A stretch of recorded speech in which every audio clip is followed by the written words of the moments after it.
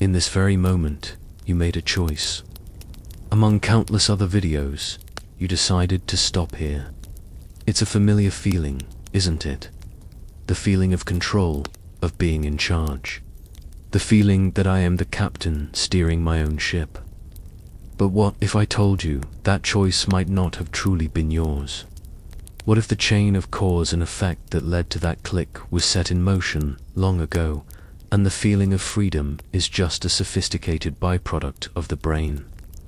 Welcome back to Science for Sleep, where we aren't afraid to ask the big questions and follow the trails left behind by science and philosophy. In our previous short video on the topic of free will, together we cracked open the door to one of humanity's greatest paradoxes. Many of you were interested and wanted to dive deeper, and today we are going to do exactly that. In this video, we will begin a comprehensive investigation. We will go from the shocking experiments in neuroscience, where the brain seems to decide even before our consciousness does. We will journey into the Clockwork Universe of Newton and Laplace, where the future seems pre-written in unbreakable laws of physics. We will explore the opposing philosophical views that have troubled the greatest thinkers for centuries, and, most importantly, we will confront the core question: if free will truly is an illusion, what does that mean for morality, responsibility, and the meaning of our own lives? This is not an easy stroll, but it is a worthy journey. Let's begin together. The first decision of your day likely happened before you were even fully conscious. It was the internal debate, a quiet negotiation in the twilight of your mind over whether to press the snooze button. Perhaps you weighed the immediate pleasure of 9 more minutes of warmth against a future consequence of being late. You considered the options, felt the pull of each, and then your arm moved. You made a choice. This small, seemingly insignificant act was the first of hundreds, perhaps thousands, you will make today. What to wear, what to have for breakfast, which route to take to work, whether to speak up in a meeting, what to say to a loved one. Our lives are a constant, flowing river of these decisions, and at the source of this river is a profound and deeply ingrained feeling, the sense that you are in control. It feels self-evident, as fundamental as breathing. You are the author of your actions, the architect of your day. You can feel the internal monologue of deliberation, the weighing of pros and cons, the spark of volition when a decision is finally made. This internal experience, this sensation of being the conscious cause of your own behavior, is what we call free will. It is the bedrock upon which we build our concepts of achievement, pride, guilt, and responsibility. Your successes are yours to celebrate because you chose the path that led to them. Your mistakes are yours to learn from because you chose the action that caused them. This feeling of authorship is perhaps the most central and defining aspect of the human experience. But it is this very feeling, this powerful and intuitive sense of control, that has become one of the greatest and most unsettling puzzles in modern science and philosophy. What if this sensation, as real as the feeling of warmth from the sun or the coolness of water, is a sophisticated illusion? What if the feeling of making a choice is merely a commentary that the brain produces, a story it tells itself after the decision has already been made by complex neural processes unfolding beyond your conscious control? What if you are not the captain of the ship, but rather a passenger, watching the rudder turn and then creating a narrative about how you intended to go in that direction all along? This is not just a late-night philosophical game. It is a question with profound implications for everything we hold dear. If our choices are not our own, what becomes of morality? How can we hold anyone responsible for their actions? What is the meaning of justice, the value of love, or the pride in accomplishment. In this video, we will embark on a journey to investigate this feeling, to dissect the very nature of a choice. We will look at the startling evidence from neuroscience that peeks under the hood of decision-making. We will explore the deterministic laws of physics that seem to govern the universe, leaving no apparent room for a free agent to intervene. And we will navigate the complex philosophical arguments that have raged for centuries over this very question. This is the story of you, your brain, and the nature of your choices. This is the brain's confession, the everyday feeling of freedom, and the great illusion it might conceal. Our investigation begins not inside the human mind, but with the universe itself, with the fundamental laws that govern every particle and every galaxy. For centuries, the cosmos was a place of mystery, its movements often seen as the work of divine or unpredictable forces. But in the 17th century, a figure named Isaac Newton changed everything. With his laws of motion and his theory of universal gravitation, Newton revealed that the universe was not chaotic, but was in fact a great, elegant machine, a clockwork universe. His equations could predict the orbits of planets, the path of a cannonball, and the ebb and flow of the tides with breathtaking accuracy. The world, it seemed, was rational and understandable. At the heart of this clockwork universe is a simple and seemingly unbreakable rule. Every effect has a specific cause, and every cause leads to a predictable effect. Imagine a line of dominoes. The fall of the final domino is not a choice it makes, it is the inevitable result of the domino before it falling, which was caused by the one before that, all the way back to the first push. The entire sequence is governed by the laws of cause and effect. In the early 19th century, the French mathematician Pierre-Simon Laplace took this deterministic idea to its ultimate logical conclusion. He proposed a thought experiment involving what we now call Laplace's demon.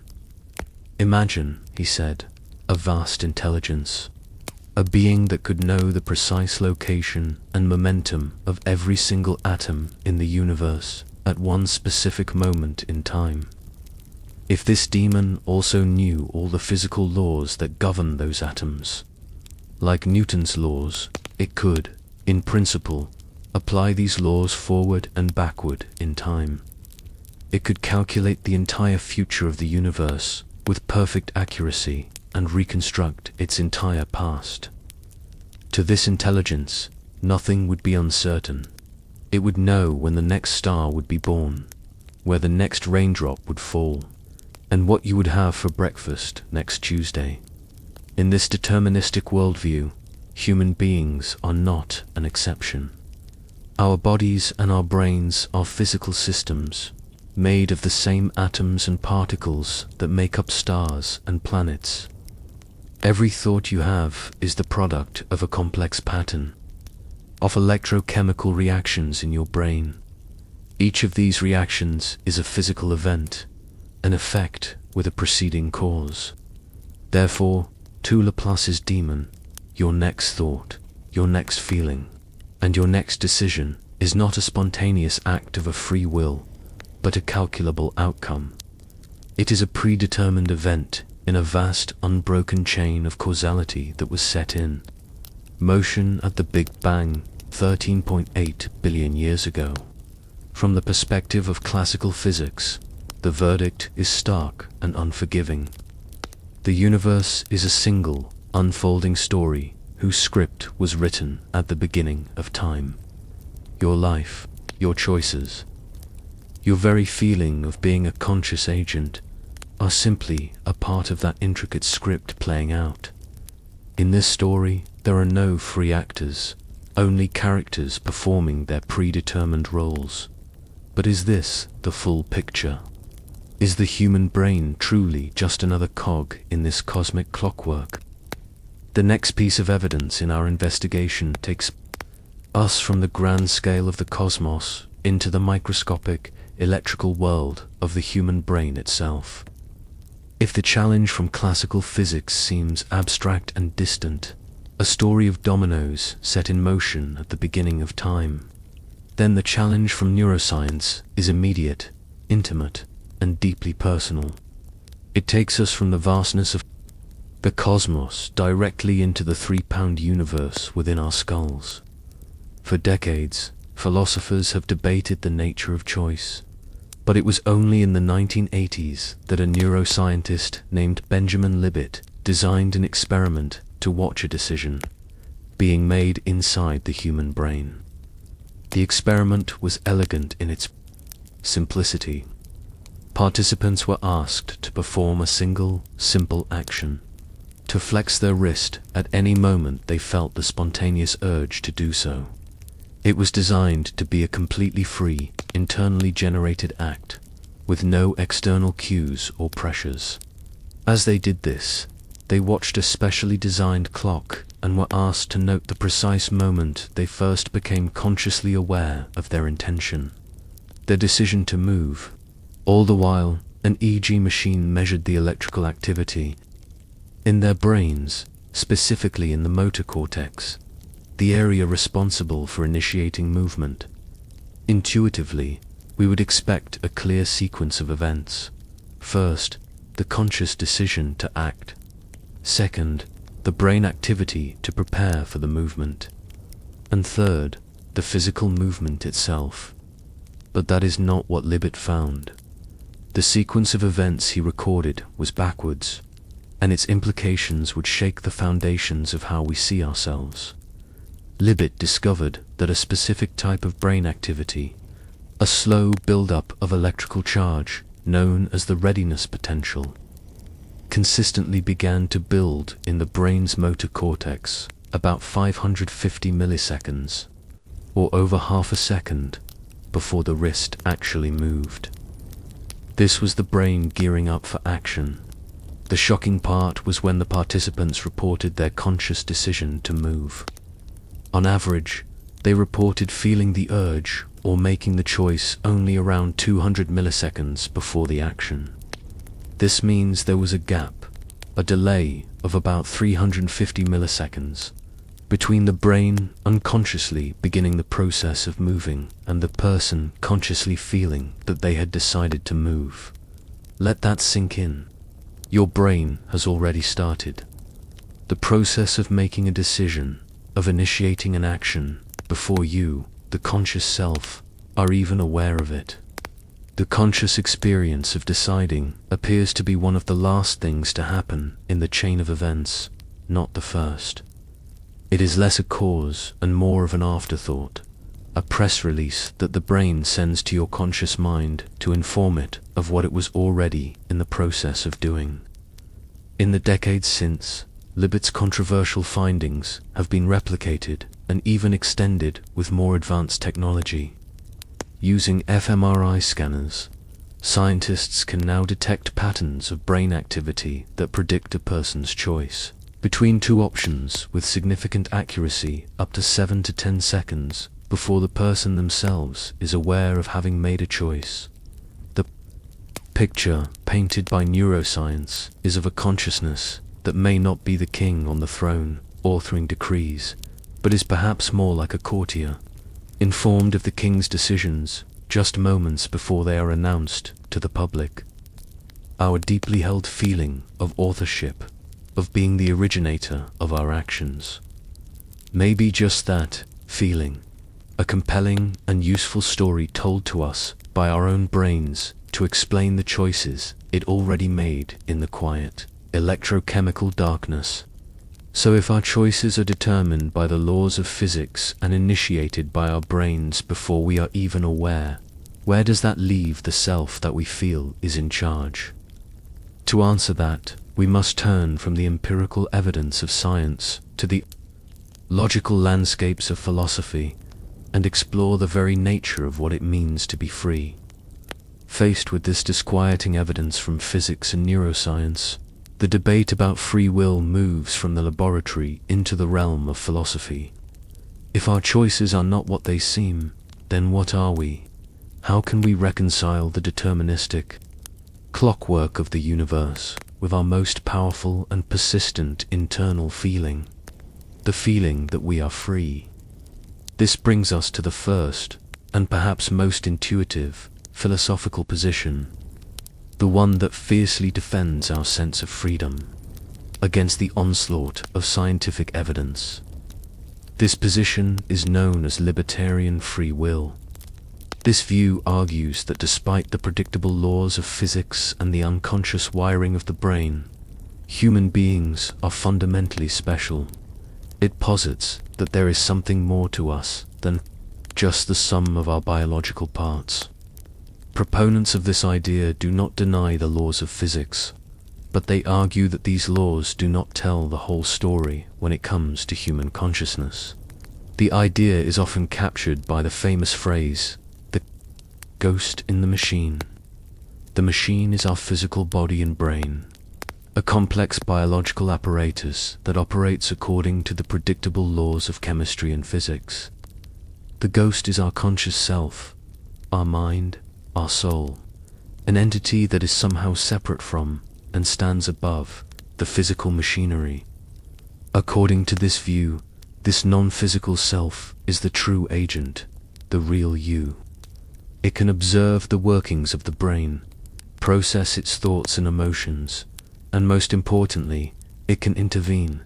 It can pull the levers of the machine. The libertarian believes that this self is an uncaused cause. It can initiate a new chain of causality that is not entirely determined by any prior physical events. When you stand at a crossroads and choose to go left instead of right, the libertarian would argue that it was not merely the inevitable outcome of your brain's neural pathways firing in a predetermined sequence. It was you, the conscious, non-physical agent, who surveyed the options and made the final, decisive, and truly free selection. This view is deeply appealing and comforting because it aligns perfectly with our subjective experience. It feels true. It rescues our sense of self from being a mere puppet of physics and biology. It restores our concepts of moral responsibility, our pride in hard-won achievements, and our profound feeling of being the authors of our own lives. However, this beautiful and intuitive idea runs into very hard problems when it is confronted with the scientific worldview. The first and most obvious question is, where is this ghost? If the self is not a physical part of the brain, where does it reside? Science has mapped the brain extensively. We have found regions associated with language, memory, emotion, and self-awareness, but we have never found a single, non-physical seat of consciousness from which decisions originate. The second, and perhaps more difficult, question is, how does it interact with the machine? How can a non-physical mind or soul reach into the physical world and cause neurons to fire in the brain in a specific way? To do so would require an injection of new energy or information into a closed physical system, an act that would appear to violate the most fundamental and well-tested laws of physics, such as the conservation of energy. Libertarian free will, therefore, requires a kind of metaphysical magic, a bridge between the non-physical and the physical that science has never been able to observe or measure. And so we are left at a difficult impasse. Do we abandon our scientific understanding of the universe to hold on to our intuitive feeling of freedom? Or do we accept the evidence and conclude that our deepest feeling about ourselves is an elaborate illusion? For many modern philosophers, this is a false choice. They argue there is a third way, a way to reconcile the clockwork universe with a meaningful sense of freedom. This is the argument of compatibilism, and it begins by changing the entire nature of the debate. This apparent conflict, a deep chasm between a deterministic universe and our powerful experience of freedom, has led to what is now the most popular view among modern philosophers. It is called compatibilism. The compatibilist argument is both simple and profound. It suggests that the problem we've been grappling with is not a problem with reality itself, but a problem with our definition of free will. For centuries, many have been trapped by a definition that demands something impossible. This is the libertarian definition, the idea of the ghost in the machine. It insists that for a choice to be free, it must be an uncaused cause, a decision that originates from a place outside the natural chain of physical cause and effect. It is this specific, magical definition of free will that is, and always, will be incompatible with a scientific understanding of the world. The compatibilist invites us to abandon this supernatural definition and adopt one that is more practical, more meaningful, and more aligned with who we actually are. Free will, the compatibilist argues, is not the ability to break the laws of physics. It is the ability to act according to your own motivations, reasons, and desires, without being subjected to external coercion or constraint. Think about it. You are acting freely when you choose to eat an apple because you are hungry and you enjoy the taste of apples. You are not acting freely if someone is forcing you to eat it at gunpoint.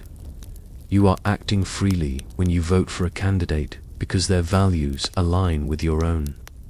You are not acting freely if you are being threatened or brainwashed. In this view, freedom is not about the absence of causality, but about the absence of coercion. But the determinist would immediately object. What about the fact that your desires and values are themselves the product of prior causes, like your genes, your upbringing, and your entire life experience? The compatibilist agrees. Yes, they are. Your character, your personality, your desires, they are all part of the great, unbroken causal chain of the universe. But the crucial point is that they are you. The causal chain of the universe does not bypass you. It flows directly through your unique brain, your unique history, and your unique personality. When you make a choice, it is your brain, with all of its determined history and wiring, that is doing the choosing. You are not a puppet whose strings are being pulled by an outside force. You are the intricate, complex mechanism at the end of the strings. Your deliberation, your process of reasoning and weighing options, is a real and vital part of the causal process that leads to your action. Think of a river. The path it takes is determined by the laws of physics, by gravity, by the geology of the land, by the volume of water. Its course is completely determined, and yet no one would say that it is not the river that carves the canyon. The river, through its very determined nature, is the agent of change. In the same way, you, through your determined character and brain, are the agent of your choices. Compatibilism does not give us the magical, physics-defying free will of the ghost in the machine. Instead, it offers something perhaps more valuable, a view of freedom that is compatible with a scientific understanding of the world. It says, our choices are meaningful because they are an authentic expression of who we are, even if who we are was ultimately shaped by a history we did not choose. In this view, you are not a puppet, and you are not a ghost. You are the clockwork. You are the river. Your freedom is real because your choices are genuinely your own. But does this elegant solution solve everything? What about the role of pure chance in the universe? And what about the unseen forces that shape our desires in the first place?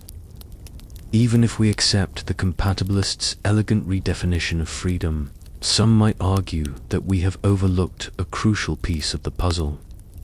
A potential escape from the iron grip of determinism. This argument points to the strange, fuzzy, and probabilistic world of quantum mechanics, For over a century, the deterministic clockwork universe of Newton and Laplace has been replaced by a new understanding of reality at its most fundamental level. The quantum realm is not a place of certainty, but of probabilities. Unlike the predictable flight of a cannonball, the position and momentum of an electron cannot be known with perfect accuracy at the same time. The decay of a radioactive atom is a fundamentally random event. We can know the probability of it decaying in the next minute, but we can never know the precise moment it will happen. The argument, then, goes something like this. If the universe at its most basic level is not a predictable machine, but is instead governed by inherent chance and unpredictability, doesn't that shatter the entire premise of determinism? Doesn't this fundamental randomness open up a space, a loophole in the laws of causality, for a genuine, non-determined free will to exist and exert its influence? At first glance, this is a very tempting idea. It seems to provide the perfect scientific foundation for the ghost in the machine to do its work. However, most philosophers and physicists argue that this is a fundamental misunderstanding of both randomness and what we want from free will. Simply replacing a determined cause with a random cause does not grant you freedom. Imagine for a moment that your decision to flex your wrist in Libet's experiment was not predetermined by prior brain states, but was instead triggered by the truly random quantum decay of a single atom in a neuron in your brain. At one moment, the atom decays, and your brain sends the signal to flex your wrist. If it had decayed a moment later, the action would have happened a moment later. Was that decision free? Was it yours? You did not control the random decay of the atom. You were simply a spectator to a microscopic, probabilistic event that happened within your own head, a choice that is the result of a random quantum. Fluctuation is no more your choice than one that was predetermined by the Big Bang. In fact, it is arguably less so. At least a choice determined by your brain's history is connected to your personality, your memories, and your character. A choice determined by a random quantum event is arbitrary, meaningless, and completely disconnected from who you are. It does not give you control. It surrenders control to the roll of cosmic dice. For libertarian free will to be true, you would need something far more extraordinary than just randomness. You would need the ability for your conscious self to somehow harness and direct these random quantum events, to influence the probabilities, to collapse the wave function in a way that aligns perfectly with your conscious intentions. And once again, we are right back to the intractable problem of the ghost in the machine. There is absolutely no scientific evidence that consciousness possesses this incredible power. So, the strange world of quantum mechanics, while utterly fascinating, does not appear to be the savior of libertarian free will. It shatters the old idea of a perfectly predictable clockwork universe, but it replaces it with a universe that is fundamentally probabilistic. It means the dominoes, instead of falling in a perfectly straight and predictable line, occasionally wobble and fall based on chance. This doesn't create a space for a magical, intervening self. It simply introduces an element of unpredictability into the system, which leaves us back at our central dilemma, but with a clearer understanding. The universe is either determined or it contains elements of randomness. In neither case does a space for the traditional ghost in the machine seem to appear. But what if the forces shaping our choices are neither as grand as the Big Bang, nor as random as a quantum leap, but are much, much closer to home? So, we have journeyed to the edge of the universe with physics and deep into the brain with neuroscience. We have found a cosmos that appears to be either a great determined clockwork, or a probabilistic system governed by chance and a brain that seems to make decisions before our conscious mind is even aware of them. The case for our intuitive, libertarian free will seems to be on shaky ground. But perhaps the most powerful forces that shape our choices are not hidden in the abstract laws of the cosmos or the microscopic firing of our neurons, but are right here, in plain sight, woven into the very fabric of our lives. Let us now turn our investigation to the unseen puppeteers that guide our hands every single day. Before you were even born, the dice were already being cast. Your genetic code, the unique combination of DNA inherited from your ancestors, provided the blueprint for who you would become. This blueprint doesn't just determine your eye color or your height. It strongly influences your fundamental personality, your temperament, your predisposition towards introversion or extroversion, your levels of neuroticism, and your natural inclinations towards certain skills or interests. It's not a rigid script, but it is a powerful set of suggestions. A gravitational pull towards certain ways of being and behaving that you did not choose. And upon this genetic blueprint, the software of your life was written. Your early environment, the family you were born into, the language you first learned to speak, the values you were taught, the praise you received, and the traumas you may have endured, all of these carved deep pathways in your developing brain. Your core beliefs about the world, your concepts of right and wrong, your very sense of self, were not things you rationally selected from a menu of options. They were installed, absorbed unconsciously from the world around you during your most formative years. Surrounding all of this is the vast operating system of your culture. The society, time, and place in which you live provide a powerful, often invisible, framework for your choices.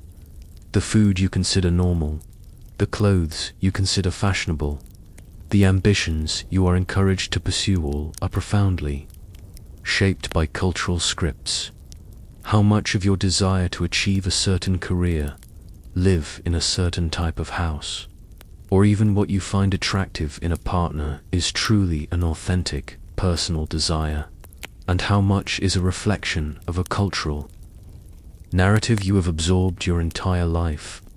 And it doesn't stop there. In the modern world, we live in an ecosystem of persuasion.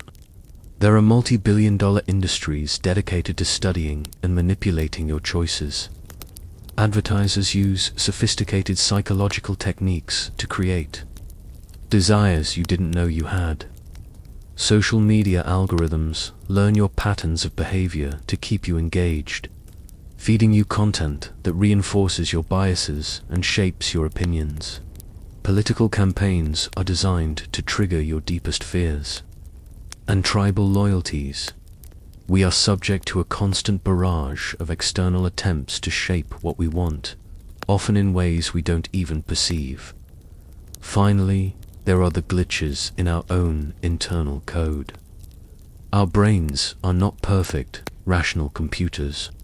They are full of cognitive biases, unconscious shortcuts and heuristics that have evolved to help us make quick decisions, but often lead us astray. Confirmation bias causes us to seek out and favor information that confirms what we already believe. The availability heuristic makes us overestimate the importance of information that is easily recalled. We are influenced by the way choices are framed, by the opinions of those around us, and by our own irrational emotional states. So, when you stand in front of a shelf and make a simple choice, what is truly doing the choosing? Is it a free, rational, conscious self? Or is it a complex and predictable product of your genes, your past experiences, your cultural conditioning, and the subtle manipulations of the world around you? When you pull on the single thread of a decision, you find it is attached to 1,000 others, stretching back through your entire life and the history of your ancestors. Given this vast network of unseen puppeteers, how much room is truly left for a choice to be genuinely and absolutely free? And if that room is very small, or even non-existent, what does that mean for how we judge ourselves, and, more importantly, how we judge each other? This brings us to the most difficult and perhaps most important territory in our investigation. If our choices are the inevitable product of a chain of causes stretching back through our genes, our environment, and the laws of physics, what happens to morality? What becomes of responsibility? If a person's actions are truly not their own in the libertarian sense, how can we ever praise them for their virtues or blame them for their crimes? This is not an abstract problem. It is the foundation of our entire justice system and our most basic social interactions. Consider a person who commits a terrible act. If their brain chemistry, genetic predispositions, and a traumatic upbringing made that violent act an inevitable outcome, is it fair to say that they are evil? Or are they, in a very real sense, a victim of their own biology and history, a faulty machine that was destined to break?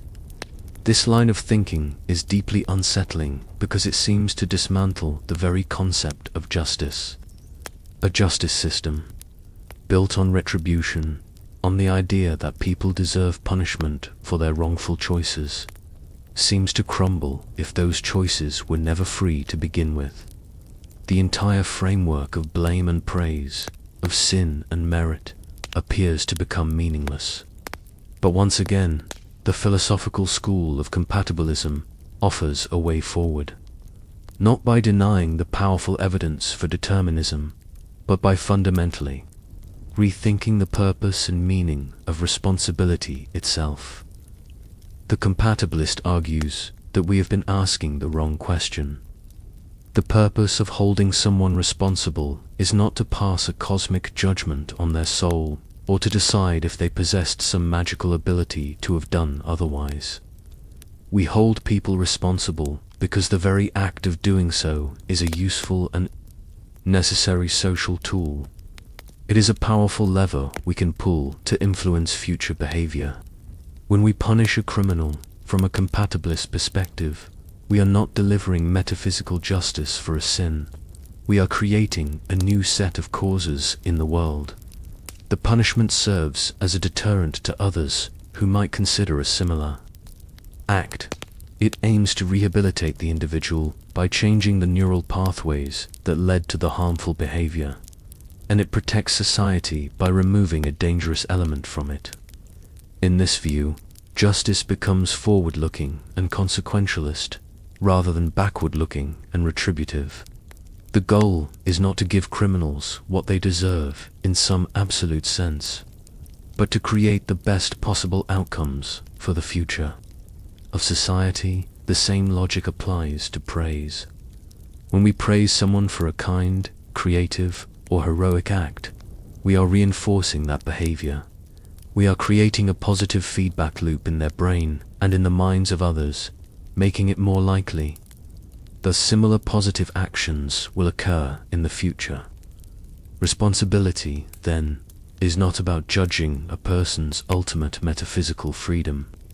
It is a system of social feedback designed to encourage pro-social behavior and discourage antisocial behavior.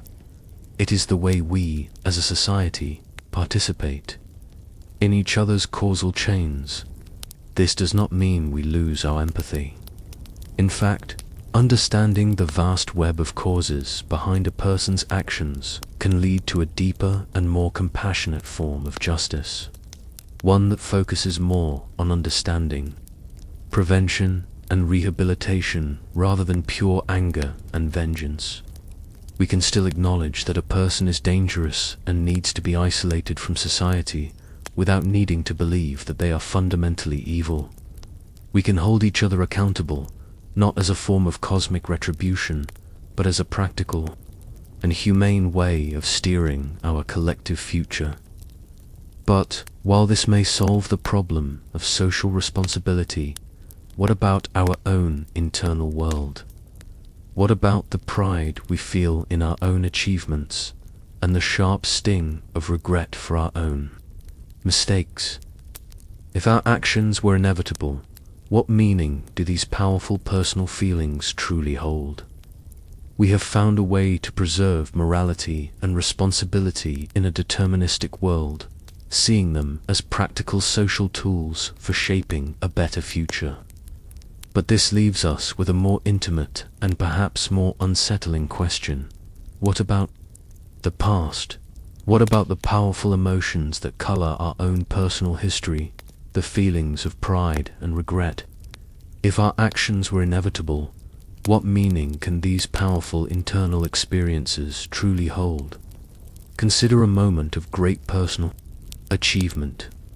Perhaps it was graduating after years of study, creating a piece of art that you poured your soul into, or building a loving family. The feeling of pride that swells in your chest is immense and deeply personal. It feels earned, a direct result of your unique effort, dedication, and sacrifice.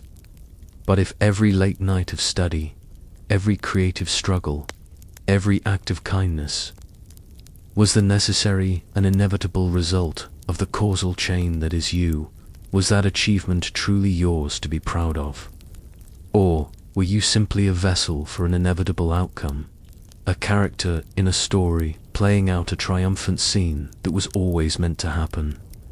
This thought can feel like it hollows out our greatest accomplishments, reducing them to mere inevitabilities.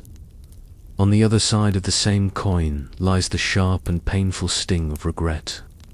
We all have moments we wish we could take back, a foolish mistake, a hurtful word said in anger, a path not taken. The feeling of regret is predicated on the belief that you could have and should have done otherwise. It is a form of self-reproach for a past choice that we feel was freely made. But if, at that moment, given the exact state of your brain and the universe, you could not have chosen differently, then what is the point of regret? Is it a meaningless form of self-torture over an event that was always going to happen? Is it as irrational as regretting that the sun rose this morning? Once again, the solution may lie not in denying the past, but in reframing the meaning of our experience. Many philosophers argue that the value of our lives is not found in some abstract, metaphysical freedom over the outcome, but in the reality and richness of the journey itself. Your pride in an achievement is not a celebration of having broken the laws of physics. It is a celebration of the real qualities of character, dedication, and effort that you embodied. Those qualities are real. The hard work was real. The struggle was real, even if the success was an inevitable result of that dedicated struggle. The struggle itself was your life, your experience. And that is what is being celebrated. It is a testament to the kind of person you are, and that is deeply meaningful. Similarly, regret is not a useless punishment for an unchangeable past. It is a powerful and essential learning mechanism.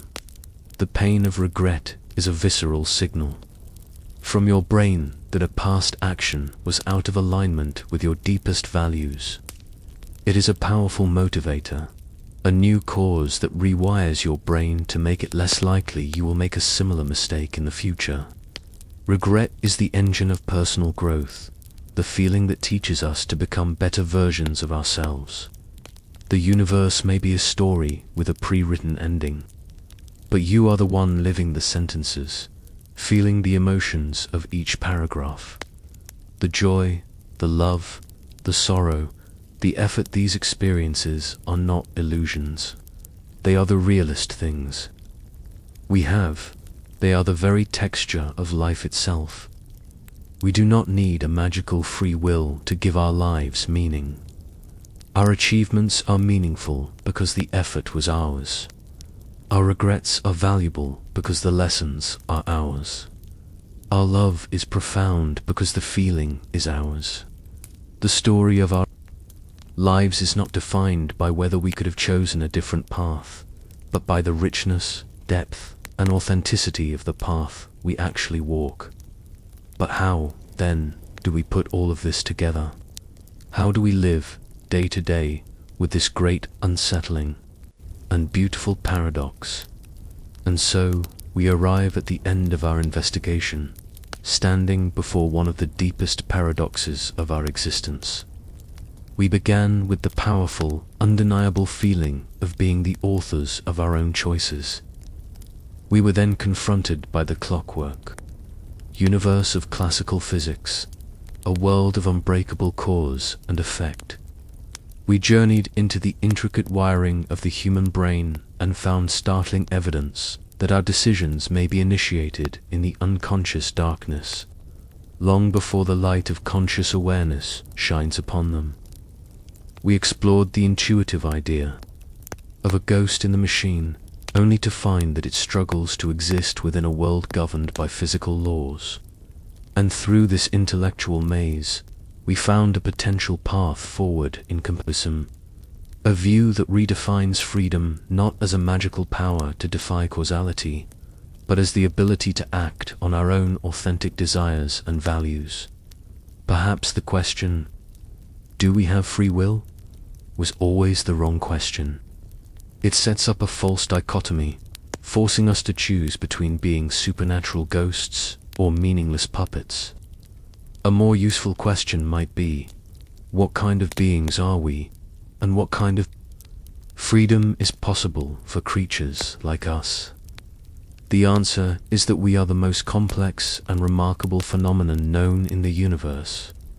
We are not puppets being controlled by the causal chain. We are a conscious and deliberative part of the causal chain itself. We are the place where the universe's entire past converges, is processed through a unique neural network, and becomes the future. Your thoughts, your deliberations, your wrestling with a difficult choice, these are not illusions. They are real, physical processes happening in your brain, and they are the most critical part of the mechanism.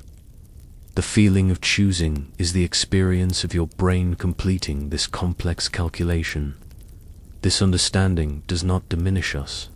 In fact, it should expand our capacity for empathy and humility. When we see someone succeed, we can admire the lifetime of causes that built the character capable of that success. When we see someone fail or act in a way we find destructive, we can look beyond simple blame and see the complex web of causes that led to that outcome. So, free will may not be what we intuitively think it is. It is not a magical power that places us outside of reality. It is something far more profound. It is the complex, determined, and deeply meaningful reality of being a thinking, feeling, choosing entity. It is the experience of being you, and you are the story itself, being written and read at the very same time. Now, this chapter of your day has come to a close. It is time to let the pages rest, to sink into the quiet space between the words, and to drift into a deep and peaceful sleep. Good night.